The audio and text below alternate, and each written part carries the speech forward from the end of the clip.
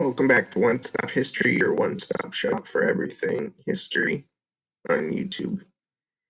Last week, we approached the question of what caused the Great Depression in terms of what led up to the stock market crash of 1929, but what actually caused the Depression itself. That is the question we'll be answering today, and there is a lot of overlap from last week's video. If you've not seen that, I would highly recommend watching that video. I'll link it in the corner and in the description. So the first two things that led to the Great Depression were economic expansion and the rise of credit. In last week's video, I talked about how the 1920s was a very prosperous time for the nation. A lot of people had more income than in previous decades. And with this income, a lot of people, regardless of their financial standing or where they were in society, decided that investing in the stock market would be a good idea. Stock values were high, so they would always stay high was the mentality. And so people poured this extra income into the stock market. We'll see how that fared later on. Also, the rise of credit factored into the Great Depression as well. In previous decades before the 1920s, people would save up for money, for products, I should say, and then buy them when they had enough money. However, beginning in the 1920s, people decided to buy now and pay later, and that was what credit is, basically. So they would pay a chunk of money and then pay the rest later. So loans, and then also what is known as installment buying. I talked about that a little last week. So they would pay a certain amount every month or whatever was agreed upon.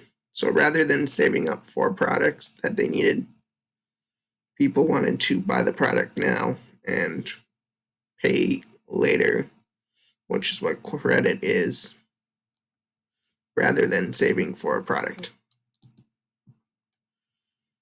The second broad category of the causes of the Great Depression were faulty banking practices. What do I mean by this?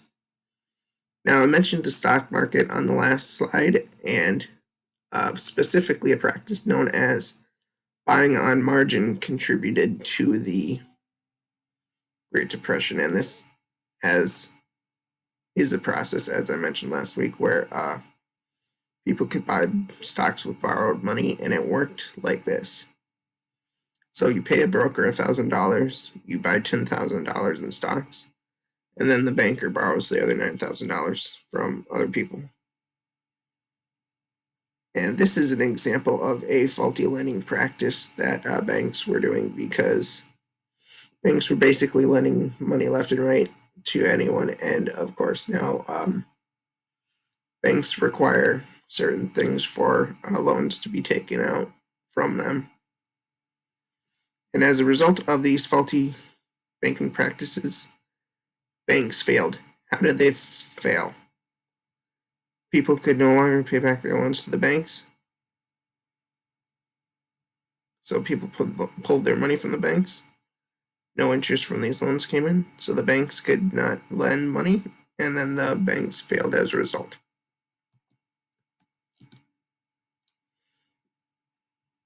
To add on to what I mentioned in last week's video, there were two other things that led to the Great Depression.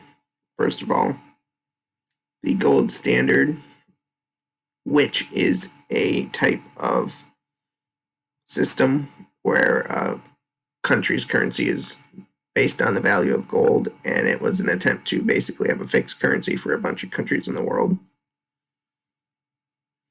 And that money is backed by gold. So you needed to have a lot of gold in the money supply for the gold standard to work. And because of the Great Depression happening, people began hoarding gold because, of course, gold is worth a lot of money. And this did not help the money supply at all.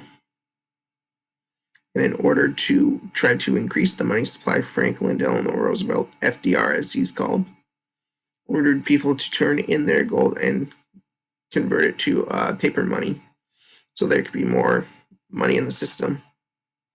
And this principle is based off Keynesian economic theory, which basically says having more money in the money supply would help end a economic depression like the Great Depression. Lastly, President Herbert Hoover, who was in office from 1929 to 1933, right before FDR, believed that the government should not interfere in the economy, and that led to the Great Depression getting to its worst point in 1933. And that is when FDR came in, as he was elected in 1933. That is a quick summary of what caused the Great Depression. I hope you liked it. As always, give it a thumbs up if you liked it. Comment any other topics you'd like me to talk about in history.